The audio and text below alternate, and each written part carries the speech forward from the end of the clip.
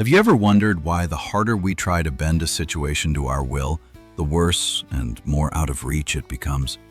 Or why, after countless efforts to micromanage every detail of our lives, from careers to relationships, the only thing we truly gain is exhaustion and a sense of emptiness? We live in an era that worships blind hustle, where pausing or letting go is often equated with failure. We map out every step, try to mold the will of others, and force the flow of time to run according to our own clock. But in doing so, we fall into a subtle trap: the paradox of control. The truth we often refuse to admit is that life has its own way of teaching. It only begins to give you what you want when you stop desperately chasing it. Stoic philosophers understood this harsh law thousands of years ago. Marcus Aurelius once reminded us of the importance of accepting what comes naturally, rather than wasting precious energy fighting an unchangeable reality. Resistance does not bring strength. It only creates internal fractures. The real battle has never been with the world outside, but in training the mind to recognize where our personal power ends and where we must step back. Today, we aren't talking about cheap encouragement or fleeting motivation. We are here to dissect a mindset that can completely transform how you approach success and peace. When you stop forcing, flow begins. This is a journey of learning to live with a calm confidence, a state where you achieve what you desire without sacrificing your soul's tranquility. Before we dive deep into the secrets of mastering this art of letting go, if you're looking for a moment of stillness to redefine your inner strength, join us at Stoic Journey. A subscription, a comment sharing what you're trying to control, or simply a like. It's more than just support. It's a way to affirm your commitment to your own awakening. Take a deep breath. Let the noise of the world fade away, for the truth you've long been seeking might just lie in the loosening of your grip. Lesson 1. Detachment from outcomes. When we truly loosen our grip, the first thing we encounter is not loss, but the genuine freedom of the soul. The first lesson, and perhaps the most brutal challenge on this journey, is detaching yourself from the outcome. We spend most of our lives obsessing over goals: a job offer, a successful relationship, or social validation. We delude ourselves into thinking that with just a bit more effort, a little more force, we can bend the world to our will. But the truth is, the more we cling to a specific result, the more anxious we become, losing our presence in the now. The philosopher Epictetus taught that suffering stems not from what happens, but from our attachment to how we want things to happen. He advised us not to wish for reality to conform to our desires, but to wish for things to happen as they do. Imagine a painter working on their masterpiece. If their mind is clouded by worry over whether the world will praise or criticize them, every brushstroke becomes shaky and forced. But when they detach from the end result, focusing solely on the movement of the hand and the blend of colors, they enter a state of flow. Ironically, that is exactly when a true masterpiece is born. In real life, this applies equally to relationships. When you approach someone with neediness and a desperate craving for validation, your energy becomes heavy and pushes them away. Conversely, the calm confidence that comes from not being overly concerned with the outcome possesses a powerful, natural magnetism. My perspective on this is, detachment is not indifference. It is emotional and energetic maturity. It means pouring your whole heart into the process without letting the result define your worth. To practice this, shift your internal dialogue. Instead of saying, "I need this to happen," try, "I trust that whatever happens serves my growth." Focus on what you can control: your actions, your discipline, and your attitude. When you stop needing everything to go your way to feel at peace, you become unshakable. But how do we maintain that stillness when pressures mount and the mind begins to betray us? The answer lies in an inner fortress we are about to build, a place where external impacts fade into insignificance before the power of self-mastery. Lesson 2. Mastering the mindset, the garden of the mind. When external pressures close in and the mind seems intent on betraying you, it is time to retreat into a fortress that no one can breach: your own mindset. Visualize your mind as a garden. What you plant today, whether seeds of fear or seeds of resilience, is what you will harvest tomorrow. The world outside may be chaotic, an economic downturn, criticism from colleagues, or unforeseen crises. But you must understand that true power does not lie in changing the wind, but in how you adjust your sails. Psychologist William James once asserted that the ultimate weapon against stress is our ability to choose one thought over another. This isn't toxic positivity. It is a rigorous discipline of the interior life. Instead of being swept away by instinctive reactions, the Stoics teach us the art of conscious response. Take, for example, a mistake at work that earns you a reprimand. The fixed mindset will drag you into a pit of insecurity, believing you aren't good enough. But a growth mindset, forged by Stoic philosophy, views that mistake as an exercise to sharpen resilience and wisdom. Hardship fortifies the mind, just as labor fortifies the body. My take on this mastery is, your mind is not a mirror meant only to reflect the chaos of the world. It must be a sophisticated filter. You don't have to believe every fleeting negative thought or emotion that passes through your head. The key method here is controlling your internal monologue. Ask yourself, what seed am I planting right now? If you constantly nurture anxiety, that is what will take over your life. Conversely, if you focus on what you can execute in the present moment, you sever the dominance of the past and the fear of the future. Mastering your mindset doesn't guarantee a life without storms, but it grants you stillness in the eye of the hurricane. However, even when the mind is steady, we often hit another invisible barrier: impatience. We have cleared the weeds, we have sown the seeds, but why hasn't the harvest appeared yet? This final resistance leads us to a profound truth about the rhythm of the universe, where everything great requires a ripeness that human force cannot command. Lesson 3. Trusting nature's timing. The stillness of the mind is only truly tested when we face the silence of time. We have sown the seeds and disciplined our mindset, but why has the result not yet appeared? There is a harsh truth that modern society intentionally ignores. Life does not operate according to your alarm clock. It moves to its own rhythm. The third lesson we must etch into our hearts is trusting nature's timing. We live in a culture of instant gratification, where everything from food to information must be immediate. This creates an illusion that success or peace should arrive in the same manner. When reality fails to match this pace, we fall into frustration, self-doubt, and a blind struggle to force things forward. The philosopher Epictetus left us a waking call. Nothing great is created suddenly. Look at how a tree grows. You cannot make it grow faster by grabbing the branches and pulling. That only breaks it. Every lasting value, from wisdom and inner strength to tangible achievements, requires a period to ripen. Imagine a young artist pouring their soul into every stroke, yet receiving no recognition. They have two choices: either resent fate and quit, or believe that every brushstroke today, even if unseen, is preparing them with the capacity to carry the weight of future fame.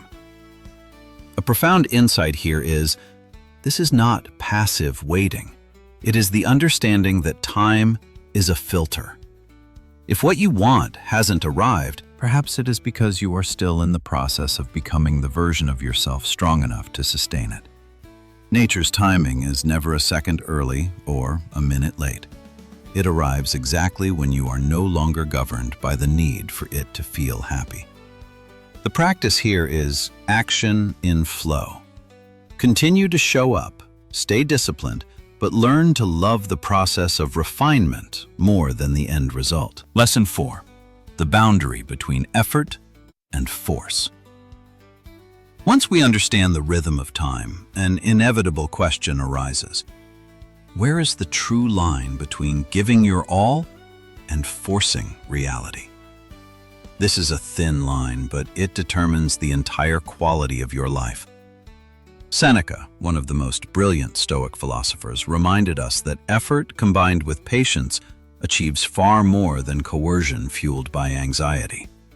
Imagine you are facing a knot in a rope. The instinct of force is to yank it with all your might, but the harder you pull, the tighter and more deadlocked the knot becomes. Right effort, conversely, is the quiet observation to find the gap and loosen it with steady hands. Force is born from the fear that if you don't act aggressively, everything will collapse. Genuine effort, however, is rooted in trust in your own capabilities. The clearest image of this boundary is the farmer sowing seeds. He exerts all his labor to prep the soil, select the best seeds, and water them daily. That is action in flow, effort within his control. But force appears if he is so impatient that he digs up the seeds every day to see if they've sprouted. That action doesn't help the plant grow. It destroys life from within. In real life, we often do the same with our careers. Effort is honing your skills and excelling in your current role. Force is obsessing over a promotion, trying to manipulate your boss's attention, and agonizing when results don't come instantly. The difference is, effort carries the energy of abundance and focus, while force tastes of scarcity and panic. Effort is an internal offering, while force is an external demand. When you exert effort, you fulfill your duty with a free mind. When you force, you unintentionally become a slave to things outside your reach. Consider the effort to fall asleep. The more you use your will to force sleep, the more awake and restless you become. Only when you surrender control, relax your body, and trust that sleep will come, does it finally appear naturally. The method to recognize this boundary is to observe the emotion accompanying the action. If you act with clarity, even if physically tired but mentally calm, that is effort. But if your actions are accompanied by shallow breaths, resentment, and a mind perpetually stuck in the future, you are trapped in force. The lesson here is, do your part to perfection, then step back to create space for life to work. It is in the stillness after effort that true opportunities begin to knock. Lesson 5. Purposeful action versus the grip of desperation. Once we recognize the boundary of effort, we must be honest with ourselves about the underlying nature of our actions. There is a powerful distinction between chasing and attracting. Action fueled by desperation is always rooted in fear. Fear of being left behind, fear of failure, or the fear of not being enough. In this state, your energy becomes scattered and heavy, inadvertently creating a repulsive force that pushes your desires further out of reach. Conversely, purposeful action arises from a position of wisdom and inner strength. Epictetus provided a piercing directive. First, say to yourself what you would be, and then do what you have to do. This means every step you take must be an affirmation of your value, not a desperate cry for help born of lack. Consider the difference between a grandmaster and a novice in chess. The novice often reacts impulsively, making decisions based on the panic of losing a piece, but the master moves with patience. They see the big picture and make calculated choices. Life is like that chessboard. If you only react to fear, you create chaos. But when you move with clarity, you master your own game. My perspective on this is, purposeful action is the highest form of self-respect. When you stop begging life to provide, you begin to shape it through your own virtue. To practice this, learn to slow down. Desperation is always accompanied by urgency and haste, but purpose walks to the rhythm of patience. Before starting any task, pause and ask, am I doing this for true growth, or am I running away from the fear of lack? Lesson 6. Cultivating an abundance mindset. When your steps carry the weight of purpose instead of panic, you will notice a strange shift in the space around you. This is when you reach the 6th lesson, a state of energy the Stoics called self-sufficiency, or the cultivation of an abundance mindset. There is a subtle truth few realize. Wealth does not lie in the vastness of your possessions, but in the smallness of your wants. Observe two people entering a room. One carries a scarcity mindset. They focus on what they lack, compare themselves to others, and believe success is a finite pie. Their energy is heavy, their words filled with cynicism, and they unconsciously push opportunities away. The other walks in with the conviction that they have enough skill, enough value, and enough time. This confidence doesn't stem from arrogance, but from a fulfilled interior. They do not crave validation, and ironically, that magnetic field of not needing is exactly what attracts new relationships and possibilities. My take on abundance is, it is not a miracle.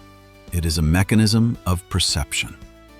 As William James said, human beings can alter their lives by altering their attitudes. When you focus on lack, your brain filters for evidence of failure. But when you shift your lens to abundance, you begin to see the narrow openings that others miss. For example, a freelancer who fears a competitive market will only dare to take safe, low-paying jobs. But one who believes in their unique value will patiently wait for the right partners. Abundance here is the courage to say no to the good enough to make room for the great. To practice this, discipline your gratitude, not through hollow cliches, but through a conscious recognition of what you already possess.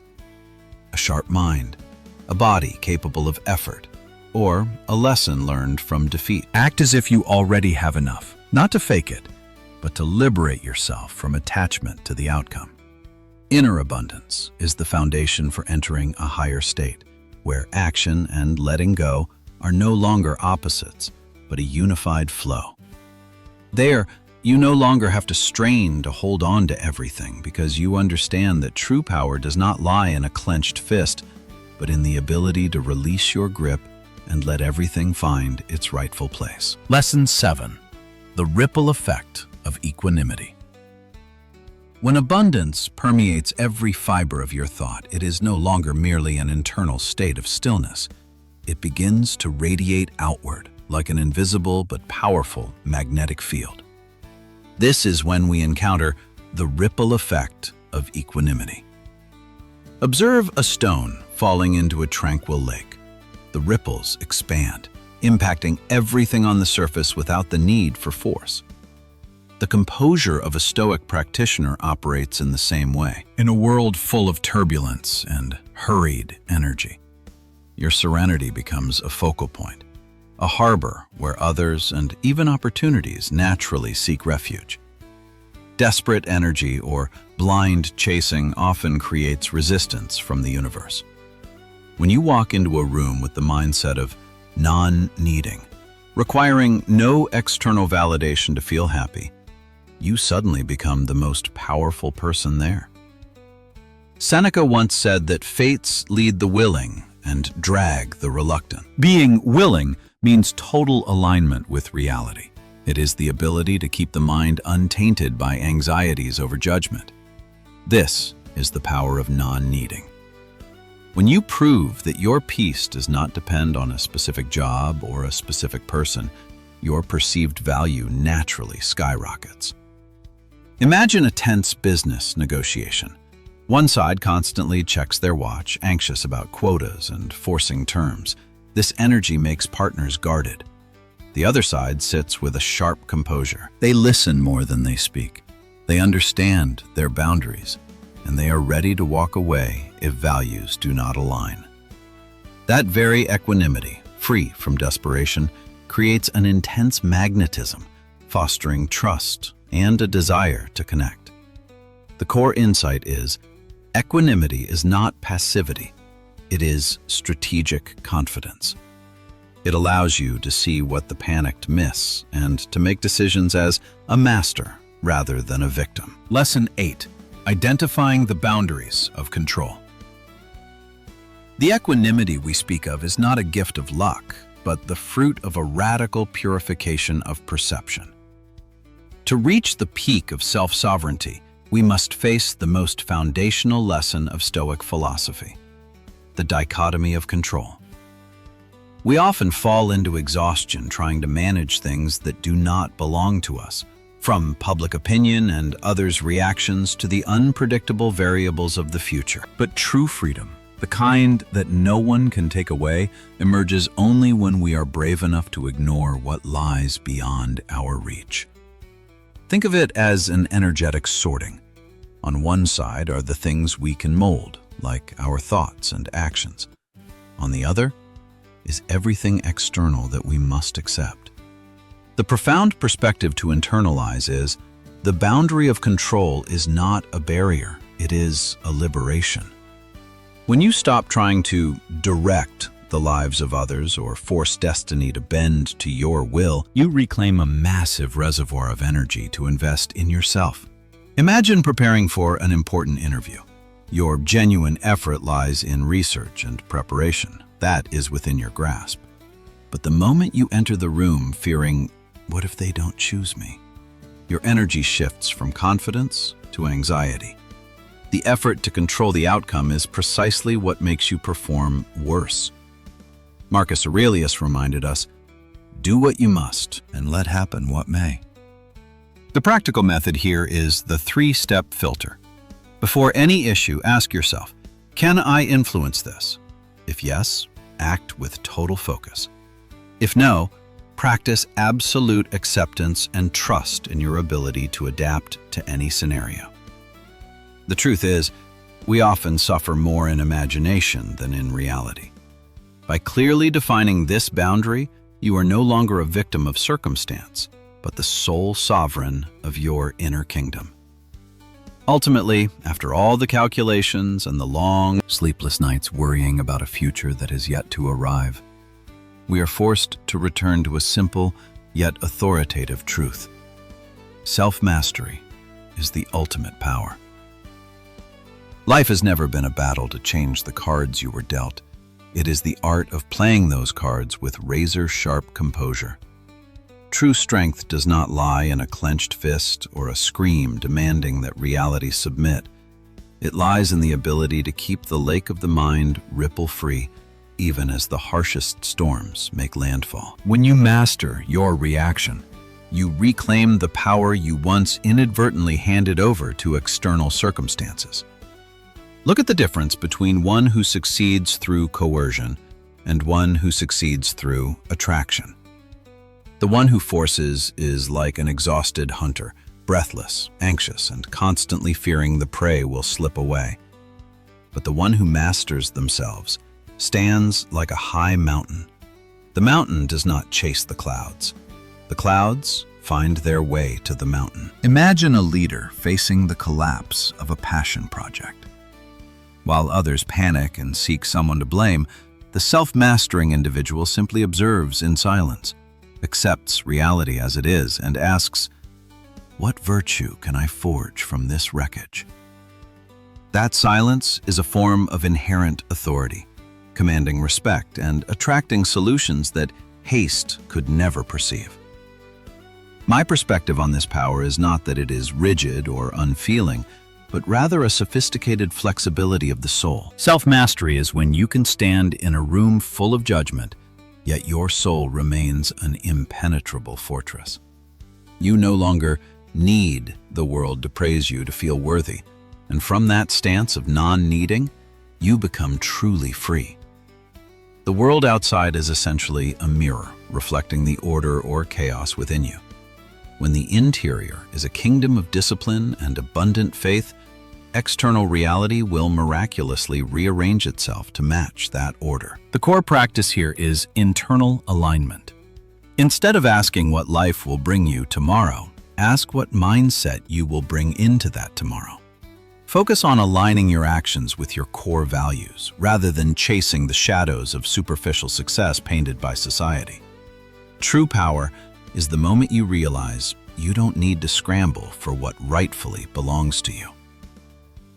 The journey we have just traveled is not a destination, but a continuous awakening. If these words have touched a deep silence within you, consider it an invitation to begin a new chapter, the chapter of sovereignty. Stoic Journey is more than just shared videos. It is a community of souls yearning to master their own destiny. A subscription, a comment sharing the moment you decided to let go of control, or spreading this message to a weary friend. That is how we light the path of wisdom together. Take a deep breath. Feel the strength flowing in your own stillness, and remember, the greatest power you have ever possessed has always been in who you choose to be amidst this volatile life. Thank you for walking with Stoic Journey. We will meet again on the path of those who truly master themselves.